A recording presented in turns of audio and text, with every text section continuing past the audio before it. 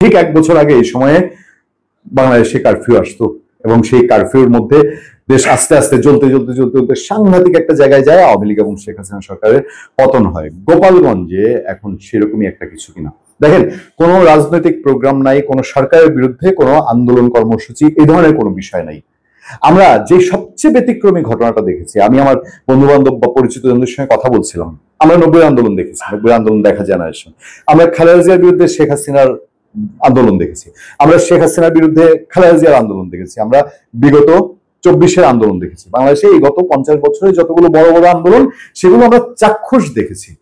ধরেন আমার 5 বছর 6 বছর বয়স থেকে যদি বলি, গত 40-45 বছরে সবকিছুই মোটামুটি আমাদের চোখে ভাসে। এই দৃশ্য কোথাও দেখিনি কখনো, যে এরকম সাজোয়া জানে করে, সেনাবাহিনীর সাজোয়া জানে করে কোনো রাজনৈতিক নেতাকে পালাতে হচ্ছে বা তাকে রক্ষা করে আনতে হচ্ছে। হ্যাঁ, সেনাবাহিনী রেস্কিউ করে, অনেক রকম ব্যাপার থাকে, নিরাপত্তা সেনাবাহিনী দাঁড়িয়ে থাকলে অনেক সময় যারা সন্ত্রাসী আক্রমণাত্মক লোকজন তারা ভয় পায়।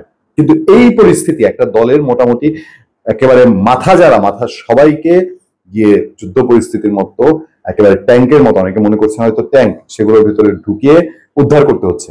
এটা একটা রেয়ার ঘটনা। তাহলে পরিস্থিতি কতটা নাজুক, কতটা ডেঞ্জারাস, কতটা খারাপ গোপালগঞ্জে অনুমান করা যায়। এবং তার থেকে এই যে বছর ঘুরতে না ঘুরতে সরকার বিরোধী কোনো প্রোগ্রাম না হলেও গোপালগঞ্জে আবার কারফিউ নেমে এসছে, এবং এই কারফিউটা একটা ভিন্ন রকম কারফিউ। নিঃসন্দেহে বলা হচ্ছে জাতীয় নাগরিক পার্টি এনসিপি সমাবেশে হামলার পরিপ্রেক্ষিতে গোপালগঞ্জে কারফিউ জারি করেছে সরকার। সরকার সর্বশক্তি দিয়ে এনসিপির পাশে আছে, ঠিক আছে, আক্রান্ত হয়েছে সেটা নিয়ে আলাদা কথা, আলাদা, এটা নিয়ে আমরা কোনো বিতর্কের সূত্রপাত করতে চাই না। তবে প্রধান উপদেষ্টা প্রেস উইং এই তথ্য নিশ্চিত করেছে। প্রেস উইং জানায় বুধবার রাত 8টা থেকে আগামীকাল বৃহস্পতিবার সন্ধ্যা 6টা পর্যন্ত গোপালগঞ্জে কারফিউ জারি করা হয়েছে। আচ্ছা, দেশ গড়তে জুলাই পদযাত্রা অংশ হিসেবে বুধবার দুপুরে গোপালগঞ্জ পৌর পার্কে এনসিপি সভা অনুষ্ঠিত হয়। স্থানীয় সূত্রে জানা যায়, সবার আগে এনসিপি সমাবেশে 200-300 লোক আক্রমণ করে, ভাঙচুর করে। প্রত্যক্ষদর্শীরা জানায় হামলার সবাই স্থানীয় আওয়ামী লীগ ও এর অঙ্গ সংগঠনের সমর্থক, ডেইলি স্টার বলছে। এবং পুলিশ ও সেনা সদস্যরা পরিস্থিতি নিয়ন্ত্রণে আনে। এক বিবৃতিতে অন্তর্বর্তী সরকার বলেছে, এই হামলার ঘটনায় অভিযুক্ত নিষিদ্ধ ছাত্রলীগ ও আওয়ামী লীগ কর্মীরা ছাড় পাবে না, অপরাধীদের দ্রুত চিহ্নিত করে আইনের আওতায় আনা হবে। এবার পরের আপডেট, ধরেন এনসিপির নেতারা গোপালগঞ্জ থেকে সরে আসার পরে এরপরে গোপালগঞ্জের পরিস্থিতি কি? এখন গোপালগঞ্জে 4 জন মারা যাওয়ার খবর এখন পর্যন্ত বিবিসি দিচ্ছে।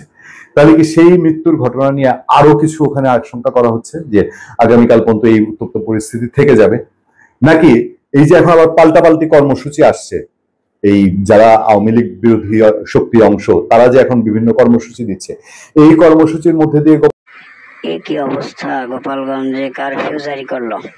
ঘন্টার মধ্যে গোপালগঞ্জে এনসিপির প্রোগ্রামে যারা হামলা করেছে তাদেরকে শাস্তির আওতায় আনতে হবে। এবং গোপালগঞ্জে মোটামুটি বলা হয় যে সবই নাকি ওখানে আওয়ামী লীগ, এরকম একটা ব্যাপার ছড়িয়ে দেওয়া হচ্ছে। তাহলে পরিস্থিতি কোন দিকে যাবে? এবং সেইটা ট্যাকেলের জন্য কি কারফিউ ছাড়া আর কোনো গতি ছিল না? ভালো থাকবেন, সুস্থ থাকবেন। আপনার সাথে আমি আতিক রহমান, পূর্ণিয়া।